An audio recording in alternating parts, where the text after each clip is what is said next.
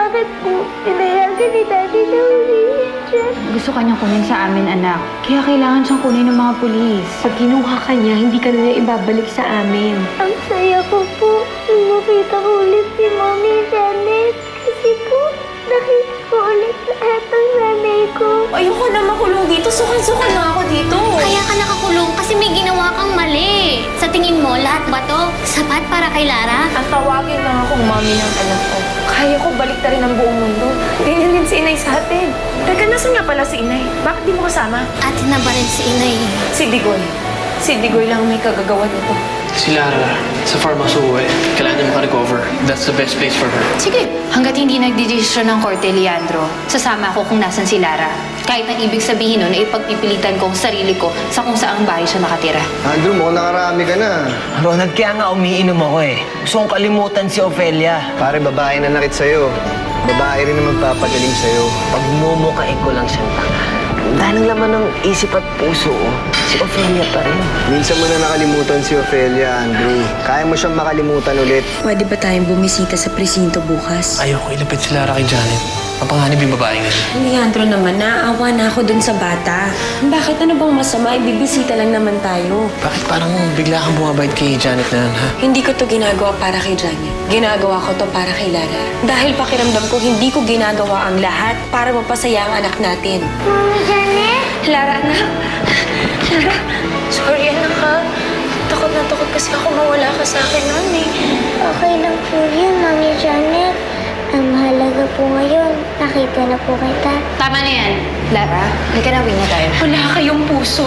Hanggang sa huli, pinagkakainggan dapat sa akin. Lara, bakit ka lumabas ng kwarto mo? Kanina ko pa po kasi naiisip si Mommy Janet. Daddy Leandro, mabait po si Mommy Janet. At ayoko po siyang makulong dahil nanay ko rin po siya. Daddy Leandro, pakawalan niyo na po si Mommy Janet. Kawawa naman po siya. Hindi. Lara, anak, hindi pwede ang hinihiling mo, ha? Bakit po? Mabait naman po si Mommy Janet, ah. Di ba mga pati pa rin yung kinukulong? Lara, anak. Hindi pwedeng makalabas ng kulungan ng Mami Janet mo. Dahil meron siyang ginawang mali.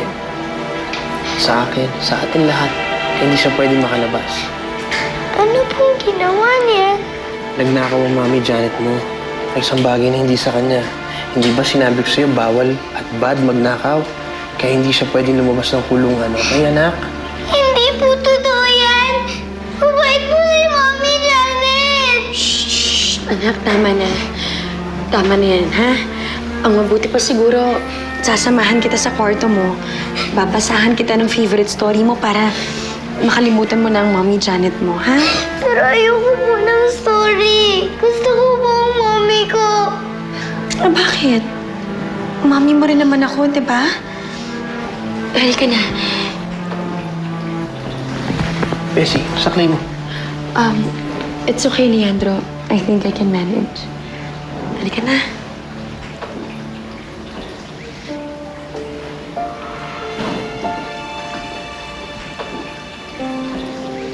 Leandro? Ophelia, Leandro, huwag kang papayag sa gusto mangyari ng bata, ha? Huwag mong papakawalan si Janet sa kulungan. wala naman talaga akong balak pakawalan si Janet eh. Isang maayos ang sitwasyon natin dito. Kung dadagdag pa yun dito, eh di baka magulo pa ang buhay ni Lara. Lara, anak, buksan mo na to. Sige na, huwag ka na namang umiyak. Pero namimiss ko na po si Mommy Janet. Eh, nandito naman kami na Nanay Ophelia mo, ah. Hindi pa ba kami enough? Ayaw mo na ba sa amin? Gusto ko po kayo, Mommy Bessie. Happy pa ako kasi kasama ko kayo. Pero si Mommy Janet, hindi ko pa po ulit nakikita. Masama po bang mamiss ko si Mommy Janet? Hindi. Hindi masama yun, anak. Huwag ka mag-alala. Kakausapin ko ang daddy mo tungkol dito. Susubukan kong maintindihan niya na gusto mong makita ulit ang Mommy Janet mo. Ha? Talaga po, Mommy Bessie? Gagawin niyo yun? Oo, anak, gagawin ko yon kasi alam mo naman, di ba, na ayoko umiyak ka. Pag nalulungkot ka, nalulungkot din kasi ako. Tama na yun, anak. Mami Bessie. Alam niyo po, mabait po talaga si Mami Janet. Nung magkasama po kami, inaalagaan niya ako. Salamat po dahil naiintindihan niyo ako. Oo naman, anak. Alam mo naman na kahit na ano, susubukan kong gawin para sa'yo hanggat kaya ko, di ba? Alam mo naman yun, di ba, Lara? Opo, Mami Bessie. Thank you po.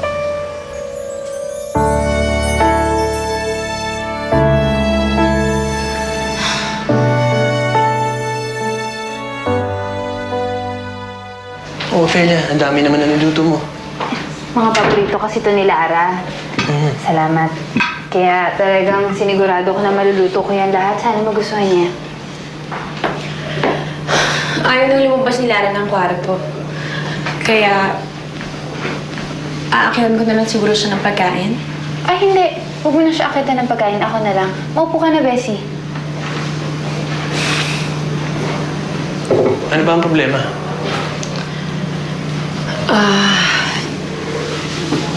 Leandro, naisip ko lang kung iurong na lang kaya natin yung reklamo natin kay Janet.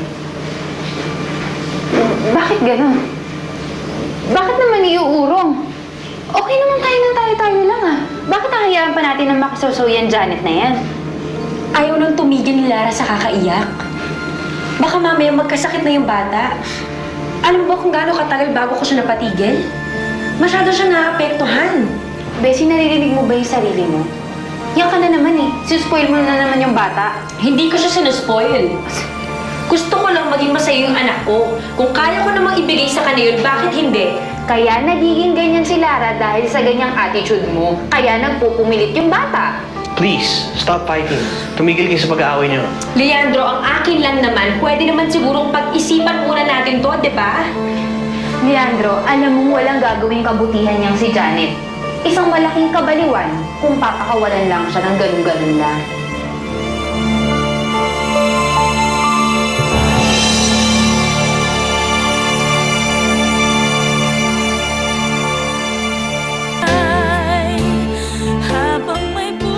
Bessie has always spoiled Lara, kaya naiintindihan ko kung bakit gusto niyang palayain si Janet. Kami mga nanay, palagi namin gusto makita na masaya ang aming anak. Pero tama naman si Ophelia dyan. Bakit mo palalayain ang isang taong nanggugulo sa inyo? It's like committing suicide. Talo ka either way. Sana nga magawa ko pareho, Dad. Ang mapalaya si Janet na hindi siya nanggugulo. Leandro, baka naman ngayon lang nagkakaganyan si Lara. Baka naman after a week bumalik na siya sa dati. Makalimutan na niya si Janet. That's impossible, Ramon. Ang anak, pagkakilala ng nanay, hindi nakakalimot. And you seem to forget na si Janet is the mother. At iba na ang sitwasyon ngayon. Napamahal na siya sa apo mo. Anak, bakit hindi ka mag-propose ng contract kay Janet? Contract, Dad? Yes. In exchange for her freedom, mangangako siya na lalayo sa inyo. May track record na hindi sumusunod sa batas si Janet. Pero kung kakausapin mo ng masinsinan, baka pumayag siya.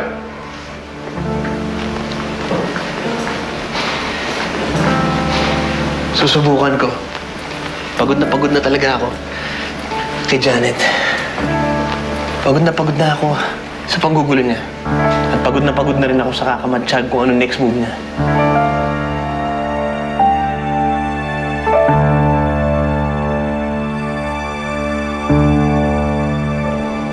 Attorney?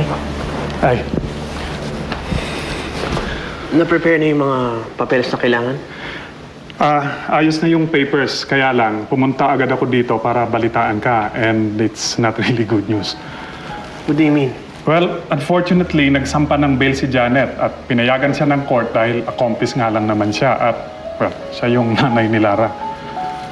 What do you mean? Makakalaya si Janet? Pag nagbayad siya ng bail, makakalaya siya kaagad. Kung pagbayad siya ngayon siya palalayain. I'm really sorry, Leandro. Attorney, kailangan ituloy natin ang demanda. Tutuloy natin ang reklamo. Basta ang importante sa ending, kahit paano we have a good news. Right. Thank you, Attorney. Thank you.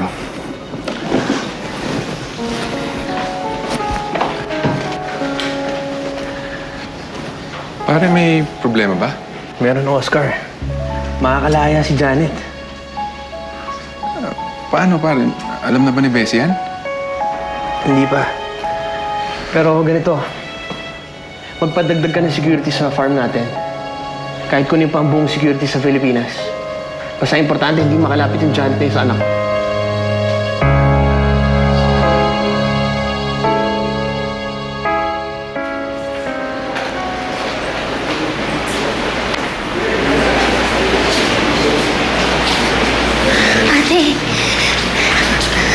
Ate, mabuti nakalaya ka na. Salamat ho. Walang problema. Babalitaan ko na lang kayo kung anong update ng kaso. Ngayon nakalaya ka na. I will ask na magkaroon tayo ng out-of-court settlement with Mr. Alcuar. Okay. Salamat po. Hindi papayag si Leandro. Dahil wala siyang tiwala sa akin. Dapat lang. Dahil ngayon nakalabas na ako, kumanda siya. Itong mukhang to magpapahirap sa kanya. Ate naman ayan ka na naman. Ate, tigilan mo na nga yan dahil dyan napapahamak ka eh. Tigilan mo na yung paghahabol mo kay Lara. Hindi pwede, Janela. Yan ang nag-iisang laban na hinding-hindi ko uuruhan. Ate, alam mo, dahil dyan kung kanin-kanino ko nagpapatulong. Dahil dyan, muntik nang mapahamak si Inay. Ako ba sinisisi man sa nangyari kay Inay? Janela naman, hindi ko gusto mabaril si Inay. Kaya wag mo akong sisihin. Isa lang naman yung gusto ko eh, ang anak ko. Mahirap bang intindihin yun? Ate, naiintindihan naman kita eh. Pero sana naman huwag ka magpakasama ng dahil lang sa anak mo. Nanay ka pa rin, ate. Dapat matinong ka pa rin kahit papano. Magpapakitino naman ako eh. Pagkasama ko ng anak ko. Isa ngayon, pasensyahan mo na tayo.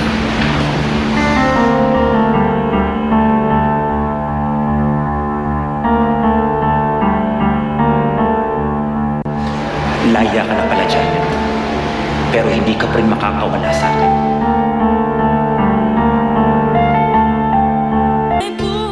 So, matagal ka na palang chef.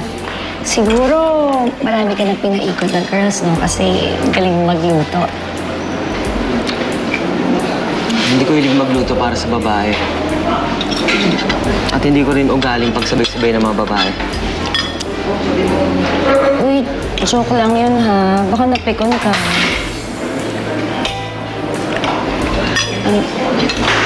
Alam mo, ang ganda ng bagong branch ng resto niyo, ha? I like it. Nabili ko lang to dun sa dating may-aring Koreano. Ina-renovate ko lang. Sabi nga ni Ronald, may plano daw kayong mag-branch out sa Cebu. You know what? I love Cebu. Ang daming bars and restos. Parang Manila lang.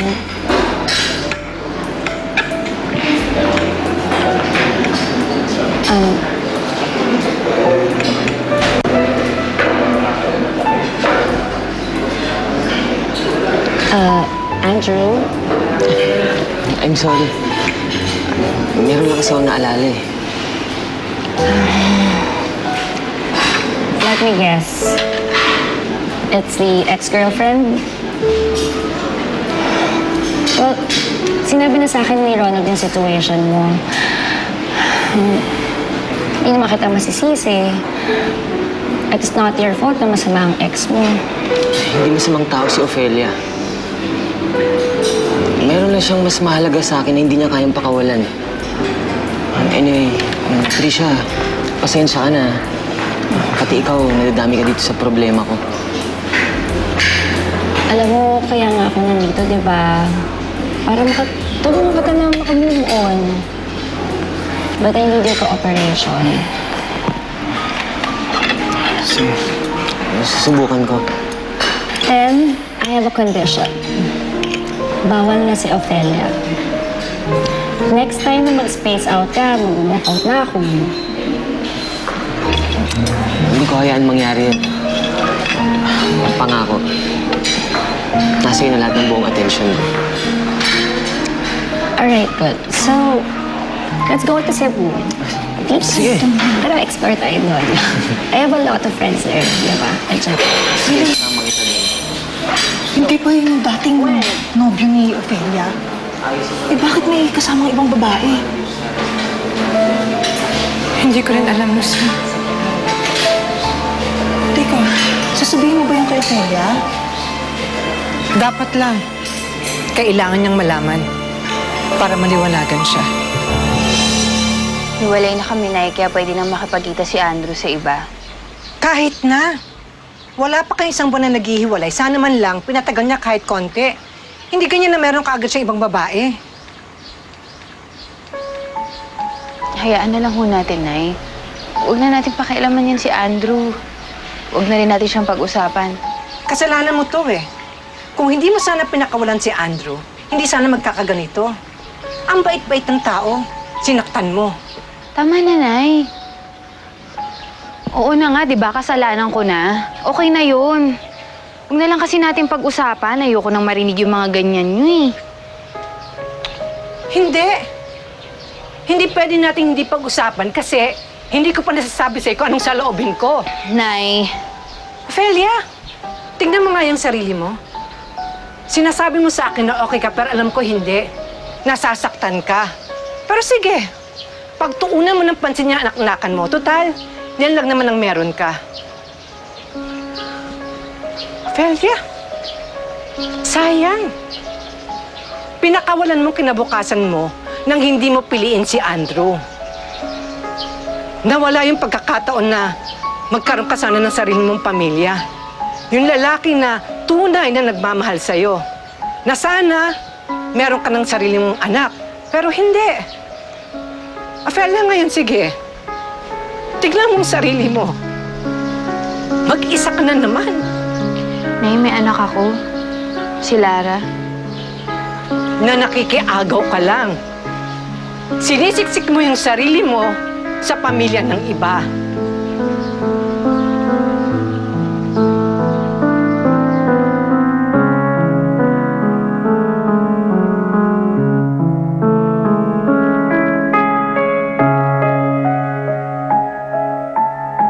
Ano?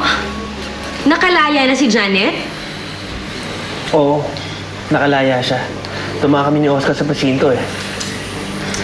Ako, anong gagawin natin ito? Siguradong pupunta dito si Janet para kunin si Lara. Inabangan na namin yan. Kaya nagpatindig si Leandro ng security. Huwag kayong mag-aalala. Mas maigting na ang seguridad sa farm ngayon. Hindi basta-basta makakalapit si Janet sa Lara. Oh my gosh, kailan ba siya titigil? Hindi na ako mapakali. Iniisip ko pa lang na anytime pwede siyang sumugod dito at kunin si Lara. Honey, I said huwag kang mag-alala. Pag sumugod ulit si Janet, ipakukulong ko siya.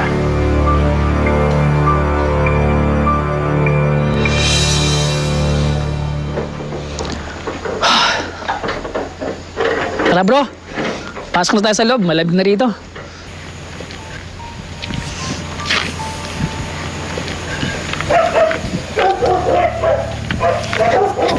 Ate, ang daming gwardya dito. Imposibleng makita natin si Lara. Siguradong alam na ni Leandro nakalaya ako. Kaya naniniguro siya. Tara na ate, kailangan pa tayo ni Inay. Sige, aatras ako ngayon. Pero bukas babalik ako sila at sisingilin.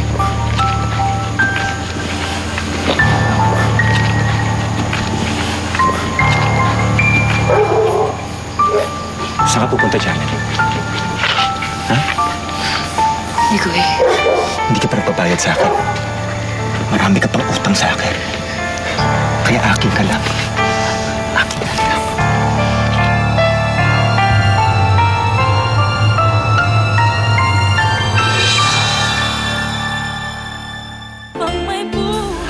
Bitiwan mo ate ko! Hoy! Huwag kang makialam dito. Usapan namin ito ng ate mo. Ate! Hindi ka ba magmamakaawa sa akin? Baka magbagong isip ko. Balikan kita. Ang kapal na mukha mo. Kahit kailan, hindi ako magmamakaawa sa'yo. At may atraso ka pa sa akin, ha? Bakit mo sinaktan si inay, ha? Ate! Bakit mo siya binaril, ha? Bakit? Eh, ang ingay ng nanay mo eh. Mabuti nga hindi ko siya pinatay. Ate!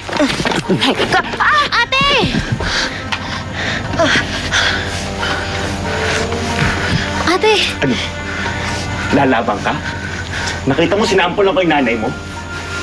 Gusto mo sample lang ko tong kapatid mo ngayon? Ha? Sige. Subukan mo saktan ng kapatid ko. Makakatingin ka sa akin. Hindi mo kilala ang kinakalaban mo. Reyna ng Bilibid to! Ah! Ah! Ah!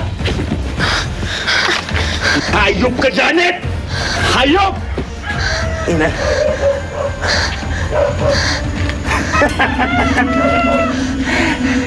Alam ko, hindi mo kaya iputok yan. Takot ka naman eh. Hindi mo ipuputok yan. Ate!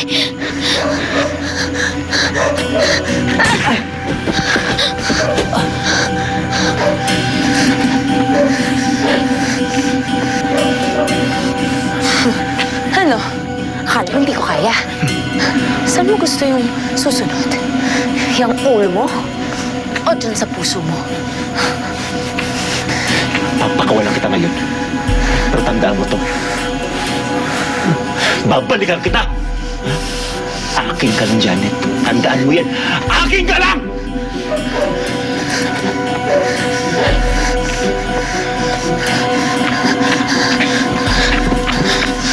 Ate! Ate! Sino yan?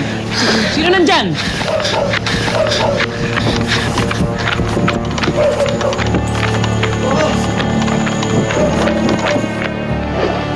Saan galing yun? Kapag gumaling si inay, mag-impake na kayo. Pumunta kayo dun sa kamag-anak natin sa Sorsogon. Doon kayo magtago. Mapanganib si Digoy. Ate, paano ka? Dito lang ako. Pero ate, sigurado ko babalikan ka rin ni Digoy. Dilalabanan ko siya. Ate? Janela, kukunin ko muna ang anak ko. Pagkatapos ang susunod din kami. Ang importante, mabawi ko si Lara. Ate, hayaan mo na lang kasi si Lara doon kila Bessie. Ayoko. Ako ang nanay niya. Anak ko siya, kaya dapat kami magkasama. Ate, pag magkasama kayo, lalo lang siyang mapapahamak eh. Janela, ang dami-dami ko ng kasalanan sa buhay ko. Minsan ko nang pinagsisihan. Ayoko nang dagdagan. Kaya hindi ko naiiwan si Lara.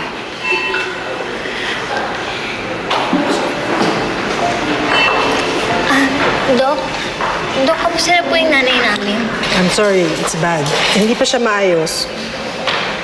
Pwede ba namin masilip? Hindi pa muna. We're still treating her. Nagkaroon ng komplikasyon after the operation. Baka mas hindi mabuti ang magpapasok pa ng bisita. Pasensya muna.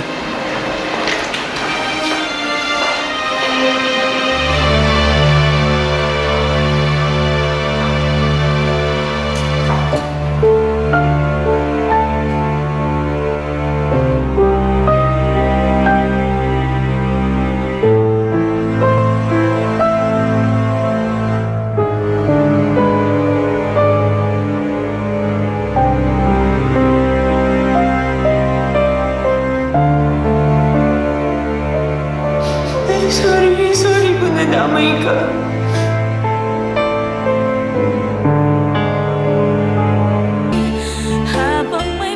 Well, it's about time na nag-tighten ng security yan si Leandro. Gagawin namin, Leandro, ang lahat, ma. Masigurado lang na lalayo lang si Janet kay Lara.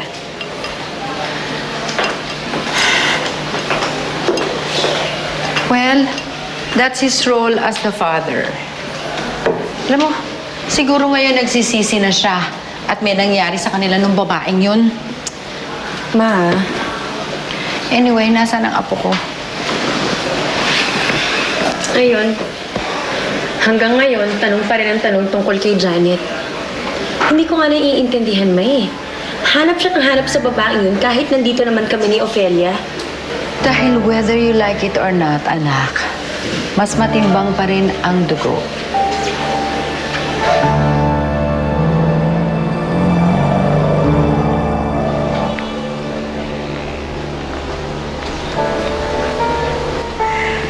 Hi, Pogi. Yes, ma'am. Nandiyan ba yung anak ng mga alkuwar? Sorry po, ma'am. Bawal po kami magbigay ng impormasyon eh. Ano ba kailangan nyo? Wala. Ang sungit naman nito. Nagtatanong lang eh. Kung wala ko kayong kailangan, umalis na po kayo. Meron. Actually, bisita ako ni Leandro. Pakisabi naman nandito ako sa labas nag-aantay. Ganun ba? Sandali lang po, ma'am. Mairaradyo ko po. Hindi sapat ang kinuha mong security, Leandro. Walang-wala to sa dami ng parak si Presinto. Oo. Ano ang pangalan? Saan yun?